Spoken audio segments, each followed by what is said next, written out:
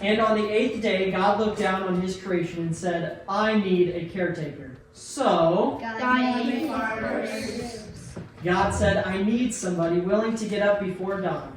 Tend to the animals, work all day in the fields. Tend to the animals again, eat supper, then go to the town to attend their children's school function, or stay past midnight at a meeting of the school board. So, God made farmers.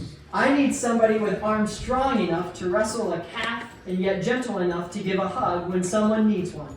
Somebody who can cheer on their kids at the county fair while teaching them hard work doesn't always get them a blue ribbon. So, God made farmers. God said, I need somebody willing to watch over that midnight litter of pigs, knowing some of them just won't make it, or sit up all night with a newborn colt and watch it die. Then dry their eyes and say, maybe next year.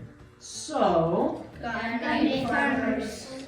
I need somebody who can put in the time to plant and harvest, who finishes a 40-hour work week by Tuesday noon, and then even though their bodies ache or they're covered in bandages, they put in another 72 hours. So, God made farmers.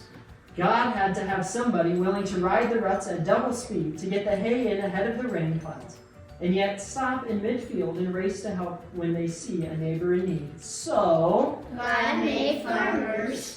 God said, I need somebody strong enough to clear trees and heave bales, yet gentle enough to tame lambs and wean pigs and gather the eggs, and somebody who will stop the mower for an hour to splint the broken leg of a meadow lark or save a nest of bunnies. So, God made farmers. they had to be somebody who could plow deep and straight and not cut corners.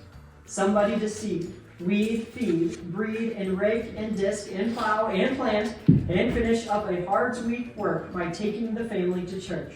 Somebody who would bale a family together with the soft, strong bonds of sharing, who would laugh and then sigh, and then reply only with smiling eyes when their children says, I want to spend my life doing what you do.